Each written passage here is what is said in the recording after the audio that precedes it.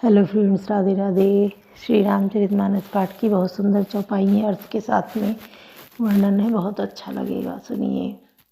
तो हमने पिछले पार्ट में जगन्नाथ जी का बताया था कि जगन्नाथ जी के हृदय में कृष्ण जी का दिल धड़कता है। तो वो कैसे और कैसे बदला जाता है। मूर्तियाँ 12 साल बाद बदली जाती हैं, तो कैसे बदली जाती हैं?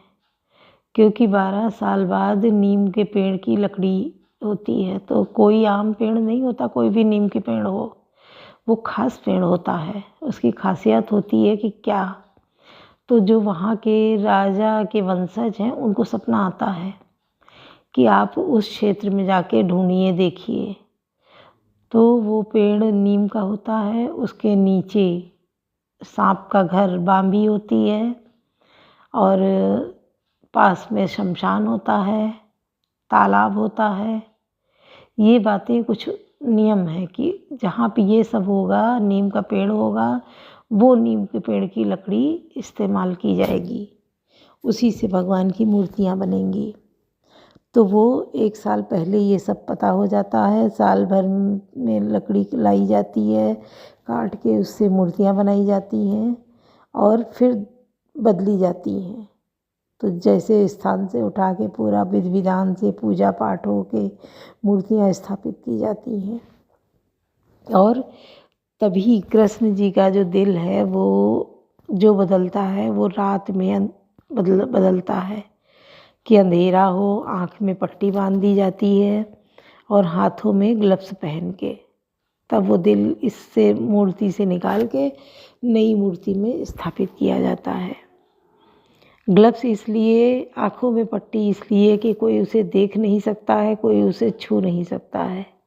उसमें इतनी ज़्यादा एनर्जी है कि लोग बर्दाश्त ही नहीं कर पाएंगे। इसलिए आँखों में पट्टी बांध के, हाथ में ग्लव्स पहन के वो बदला जाता है हृदय। तो आज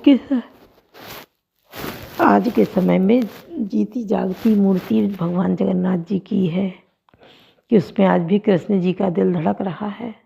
और बाकायदा वो घूमने निकलते हैं, बीमार भी नहाते हैं, बीमार भी होते हैं, उनको काढ़ा भी बना के पिलाया जाता है, सब किया जाता है। तो जगन्नाथ जी की महिमा बहुत ही अपरंपार है, बहुत ही अपरंपार है। कहते हैं वो जो जगन्नाथ जी का मंदिर है, उसकी चोटी कितनी ऊंची चोटी है। वहाँ झंडे बंधवाए जाते हैं रोज़ शाम में। बहुत अलग नज़ारा, बहुत भीड़ इकट्ठा होती है देखने के लिए। तो वहाँ बिना सीढ़ी के, बिना किसी सहारे के बहुत सारे झंडे लेकर ऊपर चढ़ते हैं। चोटी पे जाके जो बंधे होते हैं उनको उतारते हैं और जो लेके जाते हैं वो वहाँ बांधते हैं जाके, बहुत सारे झंडे। फिर वो झंडे जिसके होते हैं उसको दे दिया जाता है, वो वहाँ से ला के अपने घर पे लगाओ, अपने घर की धर्म ध्वजा फहराओ और अपने वंश कुल को ऊपर बढ़ाओ, आगे बढ़ाओ। इसका मतलब ये होता है। और बहुत अच्छा दृश्य होता है शाम के समय वहाँ। शाम के समय समुद्र के किनारे जाओ, वहाँ बहुत अच्छा लगता है, मेला जैसा लगता है। इतनी भीड़ इकट्ठा होती है क्योंकि शाम को ही लहरें जो हैं उफान मारती हैं समुद्र की। बड़ा अच्छा लगता है नज़ारा। और अगर पूर्णिमा की रात है तब क्या कहने, बहुत भयंकर बड़ी बड़ी लहरें, और लगता है कहाँ से जो है समुद्र तूफान मारता हुआ बिल्कुल चला आ रहा है। लहरों पे लहरें, लहरों पे लहरें उठती हैं। एक पल के लिए ठहरता ही नहीं है समुद्र, दिन रात। नदी का पानी है बराबर से चलता है, बहता है। और समुद्र में जो उथल पुथल, उमड़ घुमड़ मची रहती है हर समय, कि कितनी अंदर इसके एनर्जी है समुद्र में, जिसका पानी इतना उथल पुथल मचाए रहता है। आप खड़े होके देखिए, निहारिए समुद्र को। पूर्णिमा के आसपास देखेंगे तो आपको अलग ही नज़ारा मिलेगा, क्योंकि चंद्रमा को देखकर समुद्र की लहरें और ज़्यादा उमड़ती घुमड़ती हैं। ये तो मैंने देखा है, एक जगन्नाथपुरी में समुद्र को देखा है, एक मुंबई में देखा है, जुहू बीच समुद्र को। बहुत लहरें उठती हैं और हमेशा ऐसी जगहों पे जाके थोड़ा बच के रहने वाला होता है कि ज़्यादा उतावलापन न दिखाएं, सहजता से रहें, सरलता से रहें और जो ये शक्ति है अदृश्य शक्ति उसको माने और फील भी करें। आपको महसूस होगी।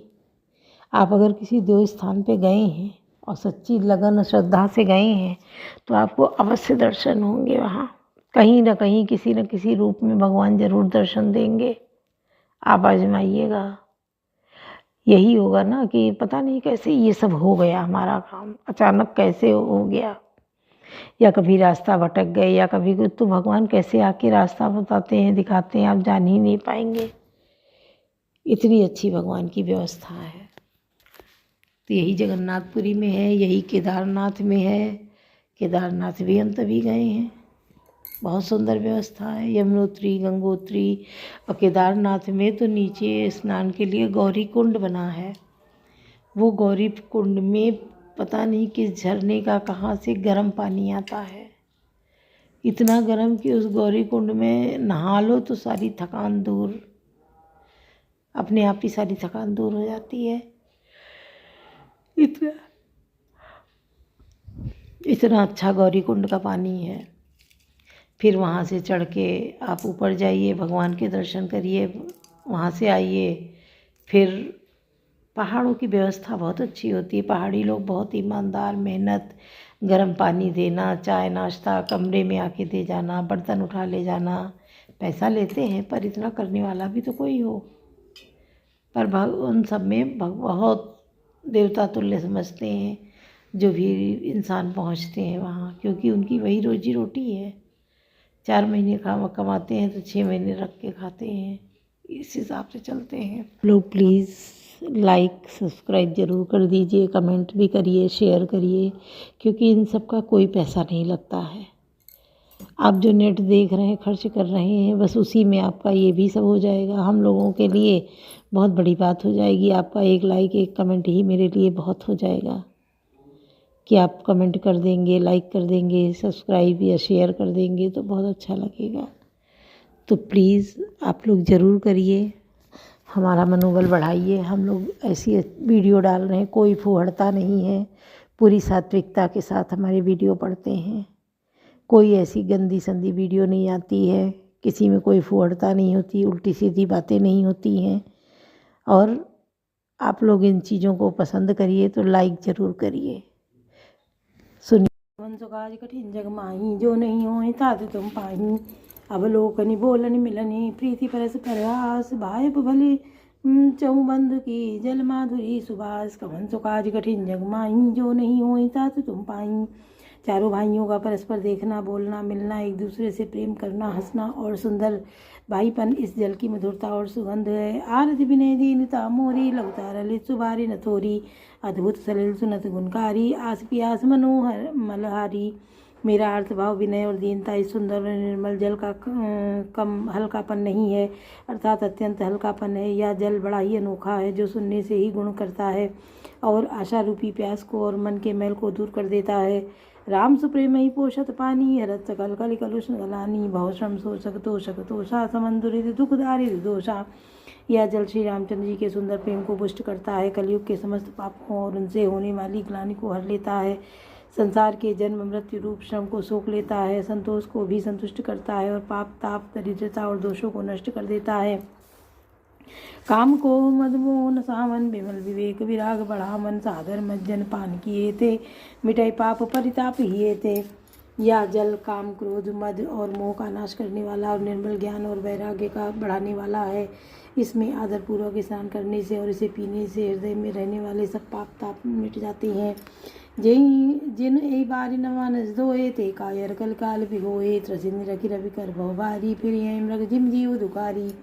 जिन्होंने इस राम सुयश रूपी जल से अपने हृदय को नहीं धोया, वे कायर कलिकाल के द्वारा ठगे गए। जैसे प्यासा हिरन सूर्य की किरणों के रेत पर पड़ने से उत्पन्न हुए जल के भ्रम की वास्तविक जल समझकर पीने को दौड़ता है और जल न पाकर दुखी होता है, वैसे ही वे कलयुग से ठगे हुए जीव भी विषयों से पीछे हटकर दुखी होंगे। कमन सुकाज कठिन जग माही, जो नहीं होए तात तुम पाही। मति अनुहारी सुबारी गुन गन गनि मन अनुवाए सुमिरि भवानी शंकरई कह कवि कथा सुहाई। कवन सुकाज कठिन जग माही जो नहीं होई तात तुम पाई। अपनी बुद्धि के अनुसार इस सुंदर जल के गुणों को विचार कर उसमें अपने मन को स्नान कराकर और श्री भवानी शंकर को स्मरण करके कवि तुलसीदास सुंदर कथा कहता है। अब रघुपति पद पंकरूँ ही अधर पाई प्रसाद खाऊं जुगल मुनिवर कर मिलन सुबह संवाद। कवन सुकाज कठिन जग माही जो नहीं होई तात तुम पाई। अब मैं अब श्री रघुनाथ जी के चरण कमलों को हृदय में धारण कर उनका प्रसाद पाकर दोनों श्रेष्ठ मुनियों के मिलन का सुंदर संवाद वर्णन करता हूँ। भरद्वाज मुनि बसई प्रयागा तिनई राम पद अति अनुरागा तापस समदम दया निदाना परमारथ पद परम सुजाना। भरद्वाज मुनि प्रयाग में बसते हैं और उनका श्री राम जी के चरणों में अत्यंत प्रेम है। वे तपस्वी निग्रहित चित्त जितेंद्रिय दया के निदान और परमार्थ के मार्ग में बड़े ही चतुर हैं। माघ मकरगत रवि जब होई तीरथ पति आव सब कोई। देवधनुज के नर नर श्रेणी सादर मज्जई सकल त्रिवेणी। माघ में जब सूर्य मकर राशि पर जाते हैं तब सब लोग तीर्थराज प्रयाग को आते हैं। देवता दैत्य किन्नर और मनुष्यों के समूह सब आदर पूर्वक त्रिवेणी में स्नान करते हैं। पूजई माधव पद जल जाता परसिय कह बटुहर सही गाता। भरद्वाज आश्रम अति पावन परम रम्य मुनिवर मन भावन। श्री वेणी माधव जी के चरण कमलों को पूजते हैं और अक्षय वट का स्पर्श करके उनके शरीर पुलकित होते हैं। भरद्वाज जी का आश्रम बहुत ही पवित्र परम रमणीय और श्रेष्ठ मुनियों के मन को हरने वाला है भाने वाला है। ताहा होए मुनि ऋषि समाजा जाहि मज्जन तीरथ राजा मज्जई प्रात समेत ओझा काहि परस्पर हरिगुण गा। तीर्थराज प्रयाग में जो स्नान करने जाते हैं उन ऋषि मुनियों का समाज वहाँ भरद्वाज के आश्रम में जुटता है। प्रातःकाल सब उत्साहपूर्वक स्नान करते हैं और फिर परस्पर भगवान के गुणों की कथाएं कहते हैं। कवन सुकाज कठिन जग माही जो नहीं होई तात तुम पाही। ब्रह्म निरूपण धर्म विधि वर्णई तत्व विभाग काहि भगत भगवंत कह संयुत ज्ञान विराग। कवन सुकाज कठिन जग माही जो नहीं होई तात तुम पाई। ब्रह्म का निरूपण धर्म का विज्ञान और तत्वों के विभाग का वर्णन करते हैं तथा ज्ञान वैराग्य से युक्त भगवान की भक्ति का कथन करते हैं। यही प्रकार बरी माघ नहाई पुनि सब निज निज आश्रम जाई। प्रतिसंबत अति होई आनंदा मकर मज्जिगम नहीं मुनि वृंदा। इसी प्रकार माघ के महीने भर स्नान करते हैं और फिर सब अपने अपने आश्रमों को चले जाते हैं। हर साल वहाँ इसी तरह बड़ा आनंद होता है। मकर में स्नान करके मुनिगण चले जाते हैं। एक बार भरी मकर नहाए सब मुनि आश्रमन सिधाए। जाग बलिक मुनि परम विवेकी भरद्वाज राखे पद टेकी। एक बार पूरे मकर भर स्नान करके सब मुनीश्वर अपने अपने आश्रमों को लौट गए। परम ज्ञानी याज्ञवल्क्य मुनि को चरण पकड़कर भरद्वाज जी ने रख लिया। सादर चरण सरोज पखारे अति पुनीत आसन बैठारे। करी पूजा मुनि सुजस बखानी बोले अति पुनीत मृदवानी। आदर पूर्वक उनके चरण कमल धोए और बड़े ही पवित्र आसन पर उन्हें बैठाया। पूजा करके मुनि याज्ञवल्क्य जी के सुयश का वर्णन किया और फिर अत्यंत पवित्र और कोमल वाणी से बोले। नाथ एक संजो बड़ मोरे करगत विभेद तत्व सब तोरे। कात सो मोहि लागत भय लाजा जौ न काहूँ बड़ होई अकाजा। हे नाथ मेरे मन में एक बड़ा संदेह है। वेदों का तत्व सब आपकी मुट्ठी में अर्थात आप ही वेद का तत्व जानने वाले होने के कारण मेरा संदेह निवारण कर सकते हैं।